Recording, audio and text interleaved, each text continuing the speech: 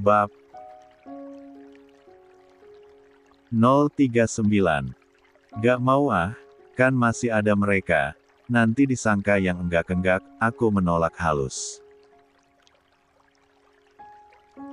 Fandi dan Laila masih di sini, mana mungkin aku dan Natasha tidur bersama, sementara para tamu dibiarkan tanpa tuan rumah. 128.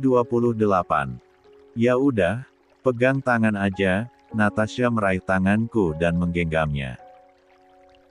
Dia kemudian menutup mata, aku mengusap-usap kepalanya agar dia tertidur nyenyak. Sekitar beberapa menit kemudian, Natasha tertidur, aku melepaskan tanganku darinya. Aku merapikan buku-bukunya dan menyimpannya di atas meja TV.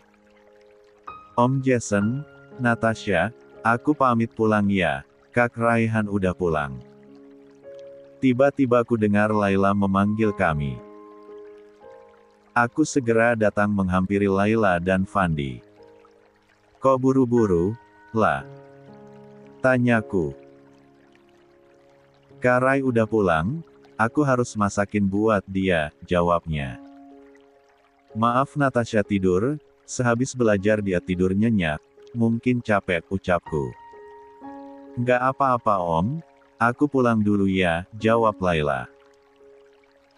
Laila salim padaku dan ada Fandi, gadis cantik berhijab itu lalu pergi. Gimana, puas kencannya? Tanyaku pada Fandi.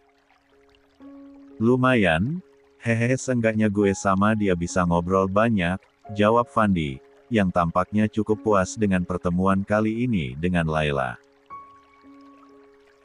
Aku dan Fandi duduk berdua. Bisa gak ya kalau gue jadi sama Laila? Jujur aja gue pengen banget punya istri yang soleha kayak dia, gue pengen hidup gue ini ada perubahan, Fandi langsung berangan-angan. Kenapa enggak? Kalau lu serius, ya lu datang aja ke rumahnya, lamar langsung, Ray juga udah kasih lampu hijau. Asal lu benar-benar serius, jawabku. Masalahnya, gue gak sebaik yang dia pikir Jas, gue punya dosa di masa lalu, yang mungkin gak akan pernah bisa gue lupain sampai kapanpun, Fandi tiba-tiba murung. Dosa apa? Semua orang juga punya dosa Van, gue juga sama, tanyaku. Dosa ini bikin gue terbebani sampai detik ini Jas. Gue gak pernah bisa lupa, gue selalu ngerasain penyesalan yang dalam, tuturnya sedih. Kulihat Fandi termenung, senyumannya tadi perlahan meredup. Ada apa? Lu cerita deh sama gue kan temen lu, gak udah malu-malu lah, pintaku. Fandi tak menjawab, entah dia sedang memikirkan bagaimana cara menyampaikan padaku atau apa. Aku tak tahu. Vera, ucapnya. Aku memiringkan kepalanya menatapnya. Vera. Apa hubungannya sama dia? Tanyaku. Hubungan gue sama Vera udah terlampau jauh Jas, kita udah banyak melakukan dosa, dia meninggal dalam keadaan hamil tuturnya, lalu menangis. Aku tercengang mendengar jawaban Fandi itu. 129. Hamil. Vera meninggal dalam keadaan hamil. Aku tak percaya. Ini sulit dipercaya. Mungkin lu gak percaya dengan ini, tapi gue jujur Jas, Vera bilang kalau dia hamil beberapa hari sebelum kejadian, gue gak bisa nolak, karena itu anak gue. Gue malah semakin berusaha yakinin nyokap gue supaya restui kami, dengan begitu kami bisa cepat menikah, tapi kenyataannya malah Vera tewas mengenaskan, Fandi menjelaskan tentang keadaan sebenarnya tentang Vera. Astaga, sejauh itukah hubungan mereka? Padahal aku dan Natasha pun baru melakukan penyatuan setelah lama menikah, tapi mereka... sudahlah. Aku tak berhak menghakimi, itu urusan mereka dengan Tuhan. Dosa gue itu yang bikin gue minder Jas, gue gak yakin Laila bisa terima gue kalau tahu gue pernah tidur sama cewek sampai cewek itu hamil. Setiap cewek pasti maunya punya suami yang masih perjaka dan bersih dari hal seperti itu. Fandi semakin tak yakin pada dirinya. Itu memang dosa besar, kesalahan yang besar, tetapi bukankah semua manusia juga pernah berbuat dosa besar? Aku juga pernah berbuat dosa besar, yaitu secara tak sengaja membunuh orang tua Natasha. Perasaan bersalah dan dosa selalu menghantuiku, tetapi aku juga harus terus berusaha melawannya, dengan berbagai cara, salah satunya adalah mengambil tugas mereka sebagai orang tua Natasha. Van, Laila gadis yang baik, gue yakin dia bisa terima masa lalu lu, tapi sebaiknya gak usah lu ceritain tentang ini ke dia, ini rahasia antara kita dengan Tuhan aja. Yang penting, sekarang lu benar-benar perbaiki diri lu, jangan pernah lakuin kesalahan yang sama, apalagi sama Laila, dia gadis yang berharga, jangan lu nodai dia. Dia udah gue anggap sebagai adik sendiri, gue pengen lu bahagiain dia dan jaga dia sebaik mungkin, tuturku, aku mengusap-usap bahu Fandi. Semua orang adalah pendosa, hanya saja Tuhan selalu memberikan kesempatan bagi mereka untuk bertobat, bukan? Fandi mungkin memang telah terlambat menebus dosanya pada Vera, tetapi bukan berarti dia tak memiliki kesempatan untuk berubah dan menata kehidupan menjadi lebih baik. Aku merangkul Fandi, memberikannya semangat untuk berubah, karena perubahan hanya akan terjadi bila ada tekad yang kuat dari diri sendiri. Malamnya, aku berada di ruangan kerjaku, tadinya aku akan mengerjakan pekerjaan yang belum rampung, tetapi aku tak dapat konsentrasi. Sejak Fandi menceritakan fakta tentang hubungannya dengan Vera, jujur saja aku menjadi tak fokus dalam segala hal, kata-kata Fandi terngiang-ngiang di telingaku. Ya Tuhan, Vera meninggal dalam keadaan hamil, mengapa aku baru tahu sekarang? 130. Bukankah seharusnya dokter juga menjelaskan saat telah mengautopsi jasad Vera saat itu? Aku sungguh tak tahu kalau Vera telah menyerahkan mahkotanya pada Fandi sebelum menikah. Pantas saja Vera sangat ingin menikah dengan Fandi, itu karena dia sudah memberikan segalanya. Aku belum bisa fokus saat ini, pikiranku masih kemana-mana. Aku tak bisa bekerja jika seperti ini. Kok malah ngelamun sayang?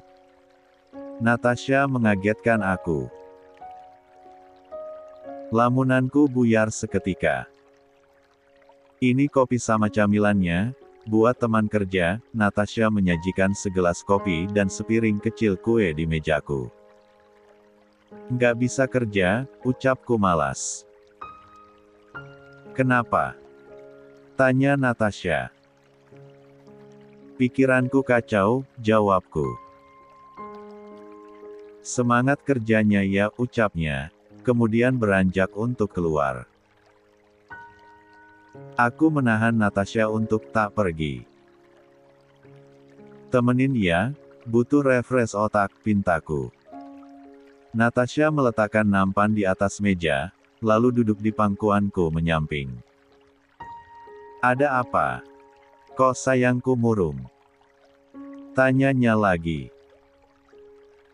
Gak bisa fokus, kepikiran terus, jawabku. Cerita dong, pintanya, dengan memainkan rambutku.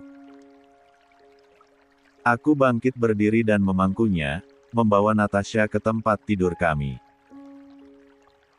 Aku dan Natasha berbaring bersama, Natasha menyandarkan kapalnya di dadaku. Kenapa ya sebuah fakta sering terungkap setelah orang itu pergi? Tanyaku. Fakta apa sih? Natasha belum mengerti. Vera, dia hamil, jawabku. Natasha menarik kepalanya dari dadaku dan langsung menatap. Kata siapa? Tanyanya lagi. Fandi sendiri yang cerita tadi siang, aku juga sempat gak percaya sih, tapi faktanya dia mengakui sendiri sambil nangis, tuturku. Wajah Natasha tampak tak percaya dengan ucapanku. Bohong ah, masa iya Kak Vera kayak gitu? Natasha masih tak percaya. Jangankan kamu, aku aja gak percaya kok, tapi kalau Fandi sendiri yang cerita ya mana mungkin dibohong, aku juga sama, belum bisa percaya. Ini bagaikan sebuah rahasia besar yang baru terungkap, gak ngangka, tapi inilah fakta, timpalku. Natasha kembali menyandarkan kepalanya. Jadi selama ini Kak Vera itu hamil. Kasihan banget, padahal dia pasti pengennya segera nikah sama Kak. 131. Fandi, malah meninggal cepat, Natasha terdengar prihatin. Ya, dan ini sangat mengejutkan, sampai aku pun sulit menerima fakta ini dengan akal sehat. Secara, aku sangat kenal Vera, aku pikir dia gak akan pernah melakukan hal semacam itu, tapi ternyata aku salah, sungguh sulit dipercaya. Pantas Kak Fandi sangat terpukul dengan kematian Kak Vera, ternyata ada bayi yang dikandung Kak Vera, ucapnya lagi. Aku mengangguk. Tapi, apapun itu, semoga Tuhan mengampuni dosa-dosa Kak Vera, semoga dia ditempatkan di tempat terbaik, Natasha mendoakan. Amin, aku mengaminkan. Natasha memelukku, aku balas memeluknya, aku malas bekerja, lebih baik tidur saja daripada pekerjaan malah jadi kacau gara-gara tidak konsentrasi. Natasha benar, apapun dosa yang dilakukan Vera, semoga dia tetap mendapatkan pengampunan darinya, dan mendapatkan tempat terbaik di sisinya. Semoga kamu tenang di alam sana Vera. 132. Dari hasil pemeriksaan, Anda dan istri Anda bisa memiliki anak, namun ada sedikit kendala pada kesuburan Anda sendiri, dokter memberitahu hasil pemeriksaan kesuburan kami tadi. Dari saya. Apa yang salah? Tanyaku. Kualitas sperma Anda kurang bagus, sehingga belum bisa membuahi, jawab dokter. Aku terkejut mendengar jawaban dokter, jadi benar, memang akulah yang memiliki kelainan, bukan Natasha. Apakah Anda seorang perokok atau pecandu minuman beralkohol? Tanya dokter lagi. Tidak, saya gak mengkonsumsi keduanya dok, memangnya kenapa? Aku balik bertanya. Biasanya kualitas sperma kurang bagus itu terjadi karena orang tersebut perokok berat, pecandu alkohol, stres, kurang tidur dan banyak lagi penyebab lainnya, jelas dokter. Suami saya memang sering begadang dok, dia juga sibuk terus dengan pekerjaan, mungkin itu juga bisa membuatnya stres, Natasha dengan berani menimpali. Nah, itu mungkin saja penyebabnya. Sebaiknya mulai dari sekarang, Anda harus memperbaiki kebiasaan Anda tersebut. Jika memang Anda ingin kualitas sperma Anda bagus, Anda juga bisa mencoba berbagai macam suplemen herbal untuk membantu proses pengobatan dari dalam, tutur dokter. Baik dok, tapi selain itu, kami berdua baik-baik saja kan? Aku kembali bertanya. Ya, kalian berdua normal, Anda bisa membuahi dan istri Anda memiliki rahim yang subur, hanya saja terkendala pada kualitas sperma Anda, jawab dokter meyakinkan aku. Aku menghela nafas lega setelahnya, setidaknya di antara kami tak ada yang divonis mandul atau semacamnya. Ini saya berikan resep obat herbal yang sebaiknya Anda konsumsi untuk membantu proses penyembuhan. Silahkan ditebus di bagian farmasi. Dokter memberikan resep obat padaku. Terima kasih dokter, ucapku. Sama-sama Pak, jawabnya. Aku dan Natasha keluar dari ruangan dokter langsung ke bagian farmasi, menebus obat yang diresepkan dokter untukku. Setelahnya, kami masuk ke mobil dan pergi. Aku tak menyangka, jika aku ini memiliki masalah dengan kesuburan, padahal seingatku aku memiliki gaya hidup sehat, jangankan minum minuman keras, rokok pun aku tak pernah mencobanya. Hanya saja, memang aku terlalu sibuk, mungkin itu penyebab aku menjadi stres, dan juga aku memang sering begadang. Malah terkadang aku tidur ketika hampir subuh. Aku tak pernah menyangka juga, kalau kebiasaanku itu bisa memicu hal yang tidak baik pada sistem reproduksi yang kumiliki. Nah, dengar kata dokter. Kamu gak boleh stres dan gak boleh begadang terus, oke? Natasha mengingatkan. Iya, aku ingat kok, jawabku malu. Aku memang tak pernah mendengarkan Natasha setiap dia memintaku untuk tidur, aku malah selalu sibuk dengan pekerjaan hingga rasa kantukku terlewat, yang akhirnya aku tak mengantuk sama sekali. 133. Jangan sedih gitu dong sayang, kan masih bisa diobati, Natasha mengusap bahuku. Gimana gak sedih Sa? Aku ini hidup sangat sehat, makan makanan sehat, olahraga teratur, gak pernah konsumsi yang enggak-enggak, tapi hasilnya ternyata kayak gini, ya kecewalah, keluhku. Iya, aku tahu kok, tapi kan itu bagus juga, dengan begitu aku gak akan hamil biarpun dikerjain tiap malam, hehehe, jawabnya nakal. Aku tersenyum, Natasha mencoba menghiburku. Mau kemana lagi? Tanyaku. Terserah kamu aja sayang, jawabnya. Ini kan hari Minggu, gimana kalau kita pergi ke kafe aja? Kita habiskan waktu di sana seharian, ajakku. Boleh, ayo aja, jawabnya setuju. Kami sepakat untuk pergi ke kafe saja, karena pulang pun tak ada kegiatan. Ini hari Minggu, aku sengaja mengajak Natasha untuk periksa ke dokter mengenai kesuburan kami. Natasha tak menolak, dia mengiyakan ajakanku, karena katanya dia juga ingin tahu hasil pemeriksaan kesuburannya juga. Ya, meskipun hasilnya memang mengecewakan, tetapi aku lega karena aku tak mandul, itu jauh lebih baik. Tiba di kafe, aku dan Natasha masuk, memilih tempat duduk yang paling depan, supaya mudah untuk pulang nanti. Mau pesan apa? Tanyaku.